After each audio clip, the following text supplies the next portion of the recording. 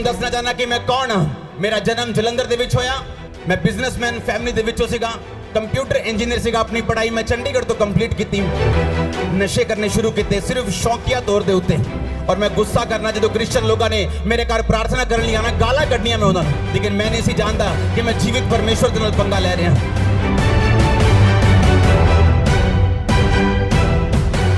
ਤੋਂ ਬਾਅਦ ਇੱਕ ਕੁੱਤੇ ਨੇ ਮੈਨੂੰ ਕੱਟਿਆ ਔਰ ਮੈਂ ਮੈਂਟਲੀ ਅਪਸੈਟ ਹੋ ਗਿਆ। ਪਰਮੇਸ਼ਰ ਦੇ ਘਰ ਦੇ ਵਿੱਚ ਗਿਆ, ਬਿਮਾਰੀਆਂ ਗਈਆਂ, ਸ਼ਰਾਬ ਗਏ, ਨਸ਼ੇ ਗਏ। ਪਰਮੇਸ਼ਰ ਨੇ ਮੈਨੂੰ ਆਜ਼ਾਦ ਕੀਤਾ ਔਰ ਉਸੇ ਆਜ਼ਾਦੀ ਦੀ ਗਵਾਹੀ ਦੇਣ ਦੇ ਲਈ ਅੱਜ ਦੇ ਵਿੱਚ ਮੌਜੂਦ ਹਾਂ। हालेलुया।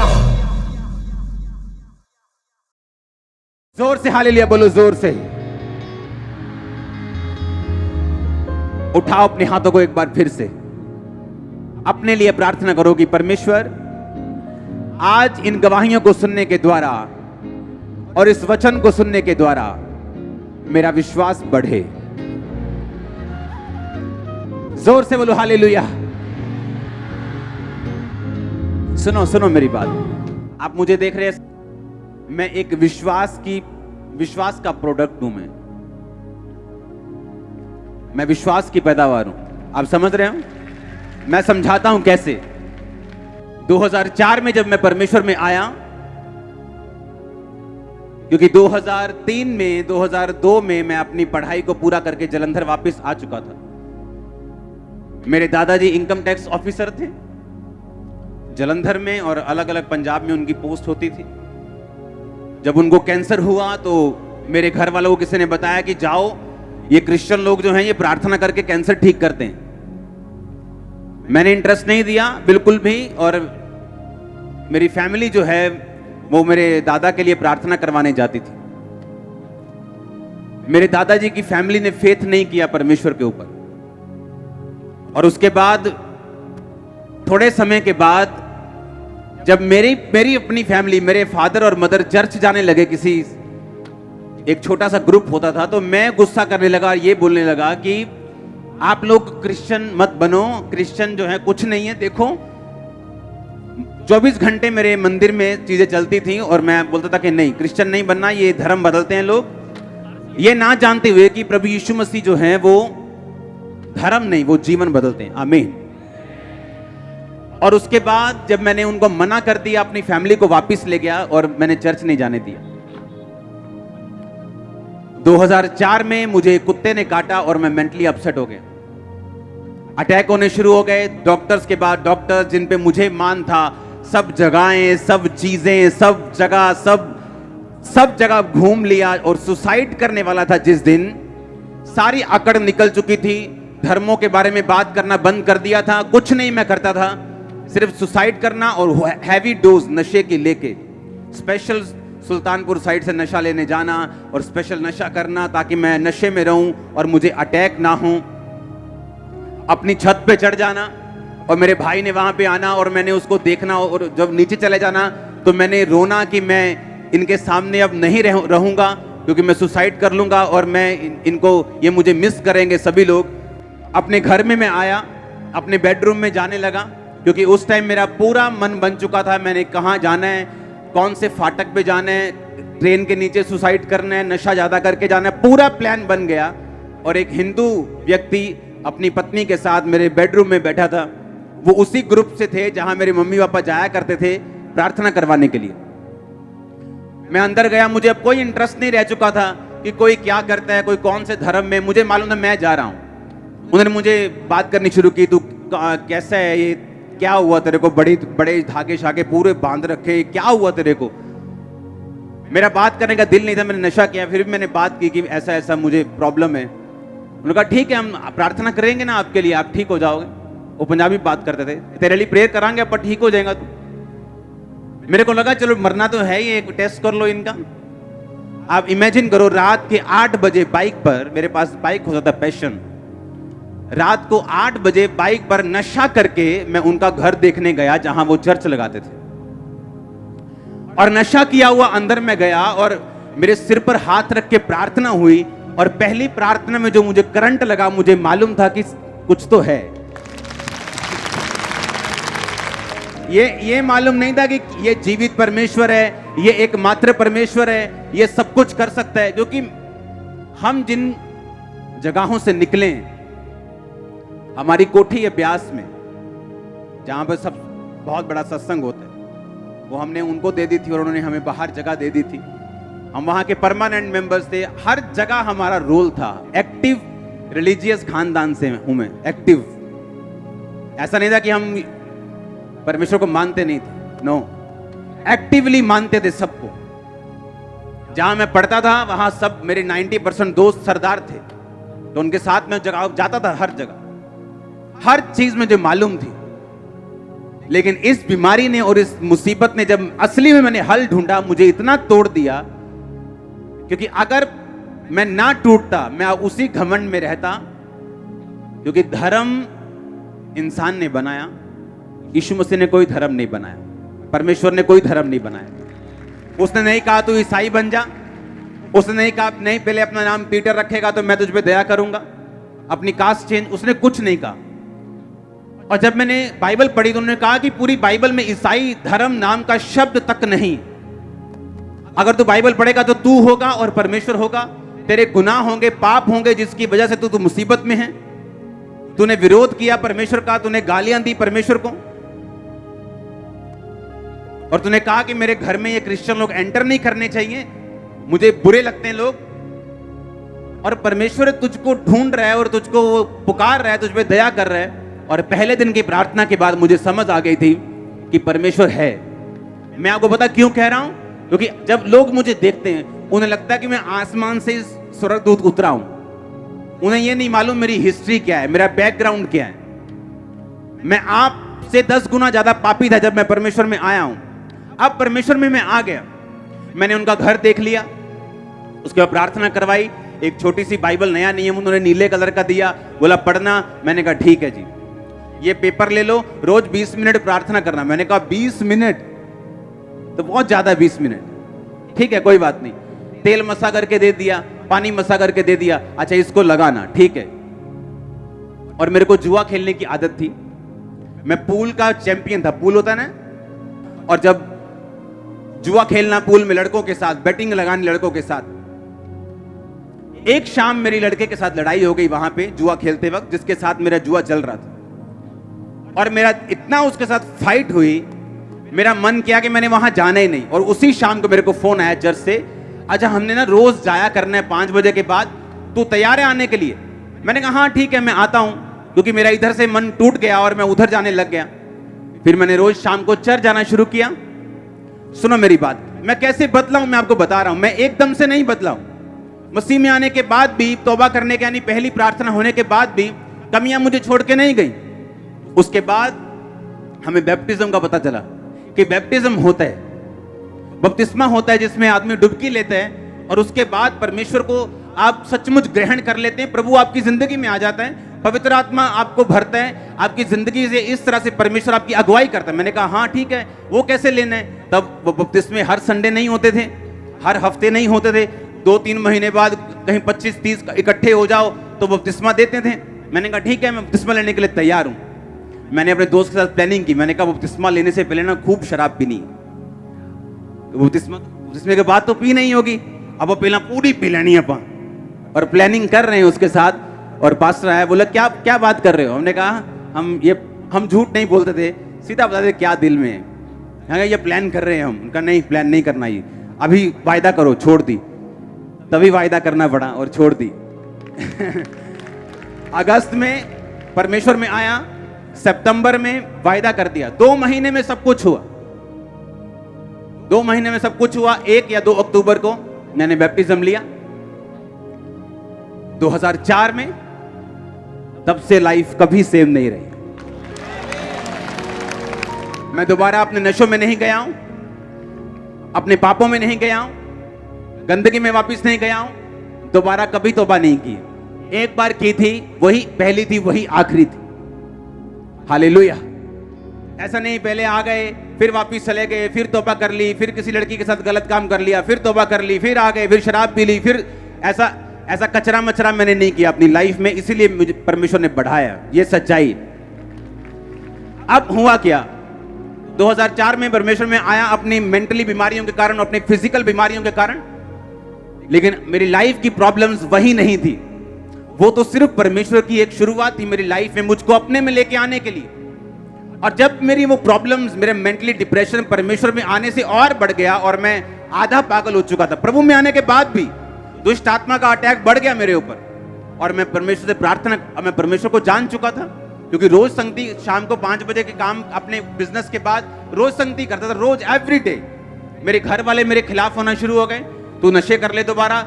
वही घर वाले जिन्होंने मुझे भेजा चर्च में, वही बोलते थे नशे कर लो दोबारा, जो मर्जी करो, चर्च में नहीं जाना है, चर्च नहीं जाना, रोज शाम को नहीं जाना, बिजनेस करो, ये करो, बहुत बड़ा बिजनेस है, ये हो जाएगा, वो हो जाएगा, नहीं तुमको ऐसा नहीं करने। रिश्तेदार, ओए तो वापिस आएगा अपने धर्म में, तेरे को पछताना पड़ेगा, तेरे पास्टर को मारेंगे, थप्पड़ मारेंगे, पीटेंगे, उसे रास्ते में पकड़ लेंगे। आप नहीं जानते, रोज रोज घर में कलेश इतना होता था, आप इमेजिन भी नहीं। अगर आप कई लोग ऐसे होते, वापिस चले जाते। लेकिन शुरू से मैं अपनी फैमिली से हल्का सा अलग रहा था। मुझे इसका रीजन मालूम नहीं था क्यों ऐसा है। मेरे ब्रदर की ज्यादा अटैचमेंट थी, लेकिन मेरी थोड़ी कम थी, मालूम नहीं क्यों। वो बाद में पता हुआ कि क्यों, ताकि जब परमेश्वर मुझे बुलाए अपने में और मेरा घर वाले मेरा विरोध करे, मैं उनके प्रेम में वापस ना चला जाऊं, ताकि मैं परमेश्वर में खड़ा रहूं। आप जानते हैं, आपकी लाइफ में कुछ भी हो, कई बार आप एक्सपेक्ट करते हो आपकी बहन आपसे प्यार करे, आप एक्सपेक्ट करते हो आपकी माँ आपसे ज्यादा प्यार करे, आपका बाप आपसे ऐसे करे, लेकिन आप नहीं जानते कि वो चीजें कई बार परमेश्वर ने ठहराई होती हैं ऐसा होने के लिए। अगर ऐसा ना होता, अगर मेरी लाइफ में मेरी फैमिली से मैं बहुत ज्यादा अटैच्ड होता, तो इतना कलेश जब घर में रोज हो रहा था, शायद मैं वापस चला जाता। पर उस कलेश में वापस नहीं गया, रोज चर्च जाता रहा, रोज अपनी कमियां ढूंढता रहा। अच्छा ये कमी है, अच्छा ठीक है, फिल्मी गाने नहीं सुनने, अच्छा ठीक है, ये नहीं करना, ठीक है, वो नहीं करना, ठीक है, ये नहीं करना, ठीक है, इसमें बॉयफ्रेंड नहीं गर्लफ्रेंड नहीं होनी चाहिए, अच्छा ठीक है, इसमें गलत काम नहीं करना, ब्लू फिल्म नहीं देखनी, ये नहीं करना, वो नहीं करना, चोरी नहीं करना, ठीक है, सारा कुछ ठीक है। अच्छा, जैसे जैसे मालूम होता गया वैसे वैसे मानता गया। बैप्टिज्म लिया, आई थिंक 3 महीने बाद ही बैप्टिज्म लेने के ले हैंड मैंने शुरू कर दिया था लोगों के ऊपर, लोगों पे प्रार्थना करनी मैंने शुरू कर दी थी। एक दिन एक अधरंगी आता है, वो बिल्कुल उसे उठा के लेके आए, और मैं भी बिल्कुल नया था, 3 महीने विश्वासी, उनको लेके आए मेरे सामने। छोटा सा चर्च था, उस पर प्रेयर हुई, मैंने देखा प्रेयर होते हुए अपनी आंखों के सामने। अगले दिन वो वापस आया, बोल रहा था, चल रहा था, कंप्लीट पूरा नहीं लेकिन चल रहा था। कल से जमीन आसमान का फर्क था एक दिन में। मेरे होश उड़ के मैंने पहली बार मिरेकल देखा अपनी लाइफ में लाइव। पहले तो मैं सिर्फ बातें सुन रहा था, मसीह बाइबल की बातें सुन रहा था या उनकी गवाही उनके मुंह से सुन रहा था, लेकिन ऐसा कुछ देखा नहीं था कि जो मुझे हिलाए, क्योंकि उस समय इतना इंटरनेट नहीं होता था, सिर्फ ब्रॉडबैंड होते थे BSNL के जो चलते थे। जब मेरी आंखों के सामने वो हील हुआ, मुझे विश्वास हुआ कि नहीं, अगर परमेश्वर इसको छू सकता है, वो मुझे भी छू सकता है। परमेश्वर ने मुझे एक ही बात बोला कि तू सेवा कर, तो प्रार्थना कर, लोगों को समझा।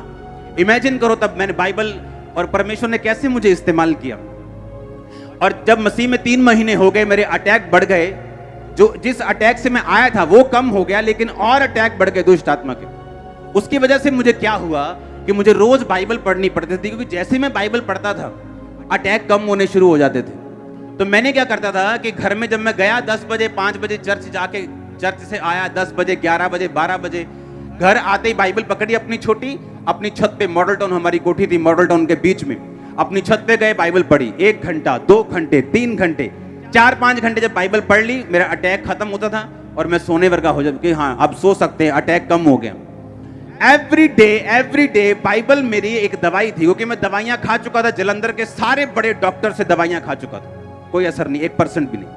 अब जब मैं बाइबल पढ़ता था, मेरे अटैक दुष्ट आत्मा के कम होते थे, तो मुझे प्रैक्टिकली मालूम था कि वचन मेरे अटैक कम करता है। तो रोज इसी चक्कर में कि मेरे अटैक कम हो जाएं, बाइबल पढ़नी शुरू कर दी, रोज 6 घंटे 8 घंटे। हुआ क्या, 1 साल बाद, जब 1 साल मैंने बाइबल रोज 8-8 घंटे पढ़ ली, तब जब भी कोई बंदा चर्च में शाम को 5 बजे में जाता था, जब भी कोई बंदा अपनी मुसीबत लेके आता था, भाई साहब मुझे ये प्रॉब्लम है, अपने पास्टर को बोला, पास्टर जी हमें ये प्रॉब्लम है। जैसे ही उसने प्रॉब्लम बोलनी, मैंने बाइबल से वचन निकाल लेना, क्योंकि बाइबल मुझे याद हो गई थी कौन सा वचन कहाँ लिखा है।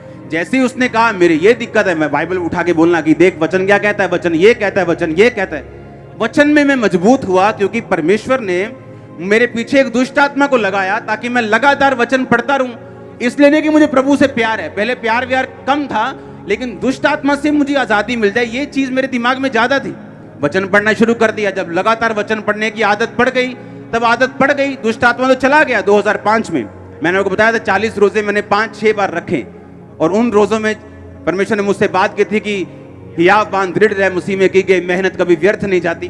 तो मैंने वो चीज देख के रोजे रखे। रोजों में मैंने आपको बताया कि परमेश्वर के एक दास के रूप में पवित्र आत्मा मेरे पास आया और उसने कहा कि इस तरह से प्रार्थना करनी, और जो भी मुझे बताया मैंने किया, और उसके बाद मैं हील हुआ। 2005 के बाद वो अटैक कभी नहीं हुआ वापस, कभी नहीं। मैं बिल्कुल फ्री हूं, बिल्कुल आजाद हूं। लेकिन परमेश्वर ने यूज किससे किया? एक दुष्ट आत्मा को।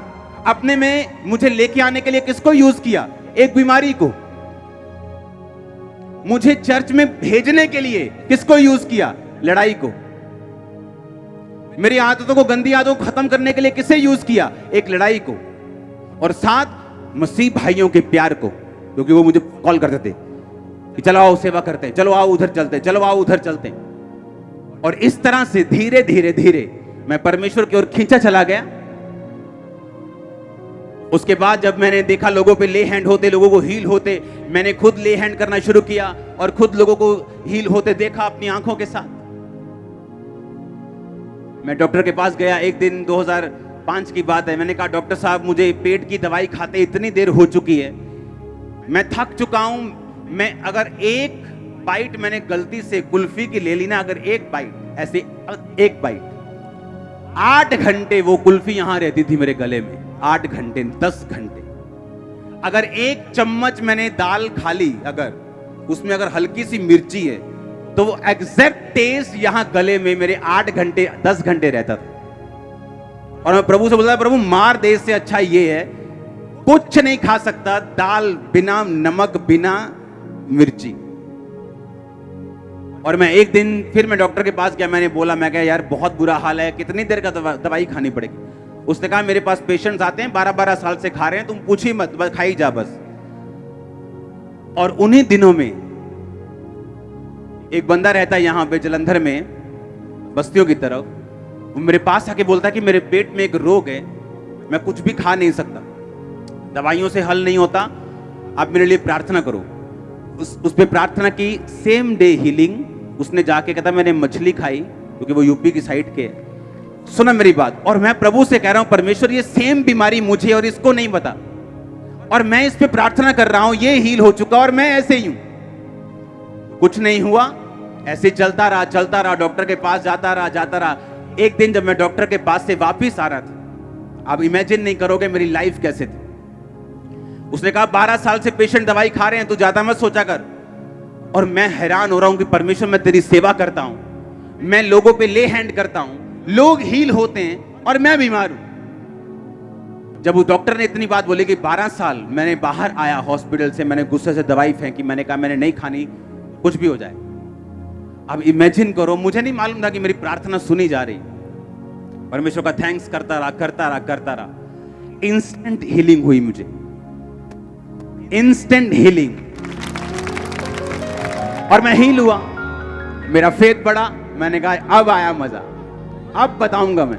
सुनो, फिर लोगों, क्योंकि जैसे जैसे आप प्रभु में बढ़ते जाते हैं ना, आपका विश्वास बढ़ता जाता है, आपका फेथ बढ़ता जाता है। क्योंकि पहले तो प्रभु शेर मारेगा आपसे, फिर भालू मारेगा, फिर गोलियत मारेगा। आप समझ रहे मेरी बात के नहीं? वो शेर भालू का टाइम था मेरा, गोलियत का टाइम अभी नहीं आया था। वो शेर भालू मार रहा था प्रभु कि देख मैं तुझे कैसी बीमारी से निकाल रहा हूं। डॉक्टर जवाब दे चुके, देख मैं तेरे द्वारा हील भी कर रहा हूं और तुझे भी निकाल रहा हूं इन बीमारियों से। तब मेरा विश्वास बढ़ना शुरू हुआ सेवकाई के लिए। एज ए बिलीवर मेरा विश्वास इतना था कि मैं हील हूं चाहे ना हूं, मैं मरना जीना सब परमेश्वर में, ये पक्का था। लेकिन एज ए सेवकाई के लिए यह विश्वास पक्का नहीं था कि सेवा करने के लिए आपको दृढ़ विश्वास चाहिए होता है। लोगों ने टेस्टिमनी देनी शुरू की, गवाहियां आनी शुरू हुई, प्रोफेटिकली परमेश्वर ने मुझसे बात करनी शुरू की और परमेश्वर मुझे तैयार करता रहा। मुझे नहीं मालूम था मैंने खामरा में आना। आप जानते हैं इसी खामरा में, इस मिनिस्ट्री से शुरू होने से कई साल पहले हमारा गोडाउन था यहाँ पे किराए पे पीछे, और हमें मालूम नहीं था कि मैं यहाँ पे आऊंगा। गोडाउन था सैनिटरी का, टाइल्स का। सुनो मेरी बात। और इसी खामरा में जब मैंने एंट्री की थी तो मैं नशे करता था, इसी सेम खामरा में, और मुझे मालूम नहीं था कि मैं इसी खामरा में आऊंगा एक दिन। तब मैं मसीह में भी नहीं था, इस खामरा में तब से हूं मैं। सब गोडाउन जब लिया खामरा में, मैं आपको क्यों बता रहा हूं, ताकि आपको मेरा स्ट्रगल भी मालूम हो। ओके, आज मेरे पास कितना कुछ है, इससे आपका विश्वास बढ़ सकता है, लेकिन मैं जिन चीजों से निकला हूं, अगर मैंने आपको वो बताई, आप कभी सेम नहीं रहेंगे। आप इमेजिन करो, खामरा में जहां पे हमारा गोडाउन था, वहां एक सरदार जी थे।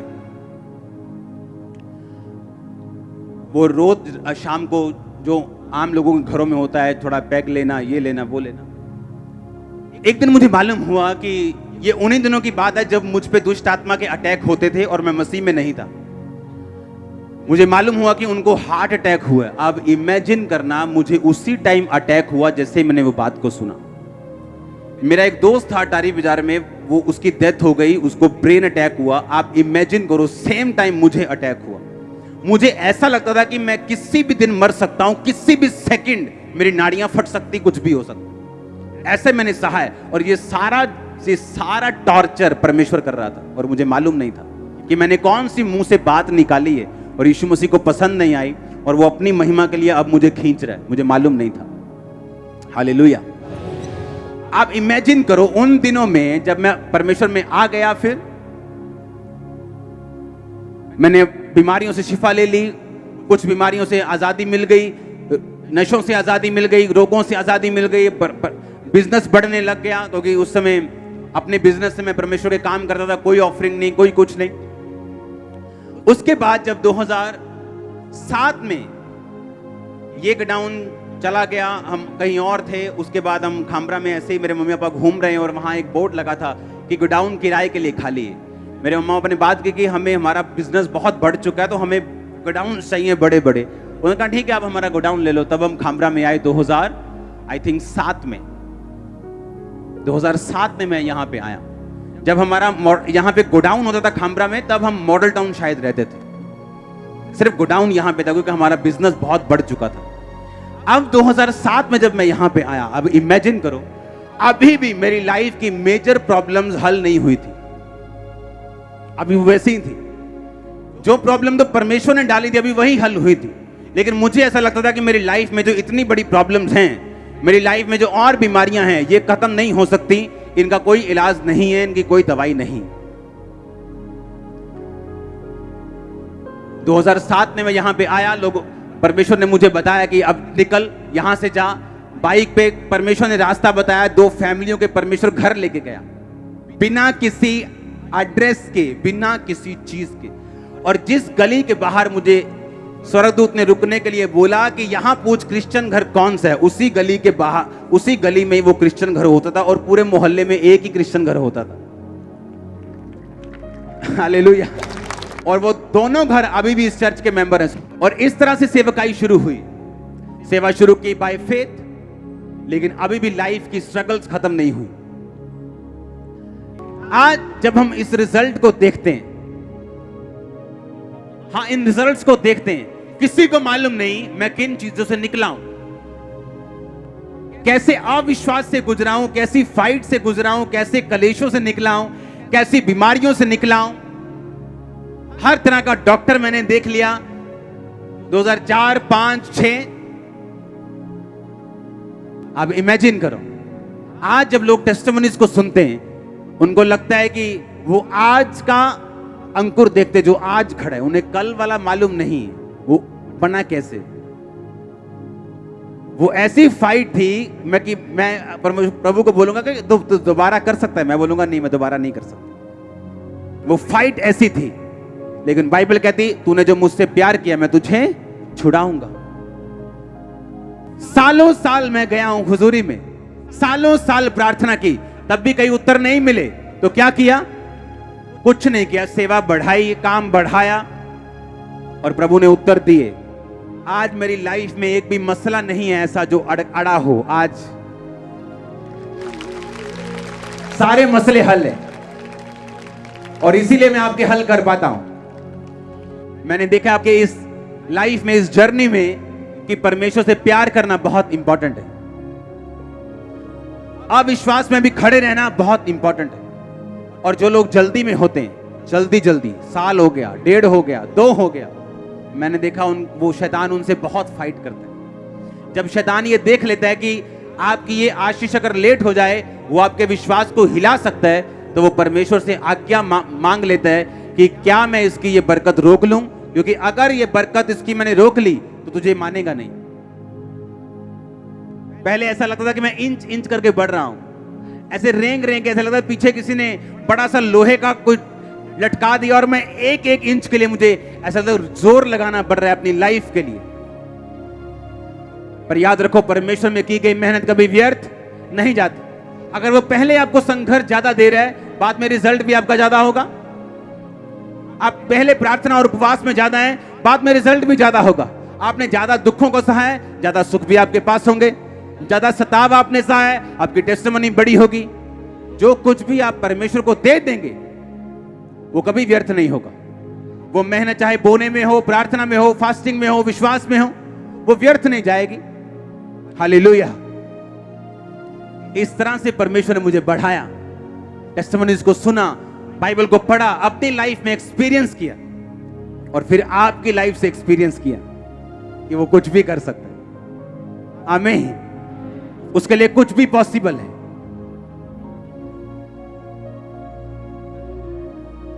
अपने हाथों को उठा, बोलो थैंक यू जीसस।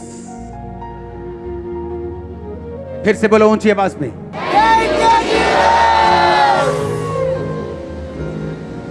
हमारे YouTube चैनल को सब्सक्राइब करें ताकि आप परमेश्वर के गहरे भेदों को जान सकें कि कैसे आप परमेश्वर में बढ़ सकते हैं, कैसे आप दुष्ट आत्माओं से, नशों से, बीमारियों से और वंशों के श्रापों से आजाद हो सकते हैं।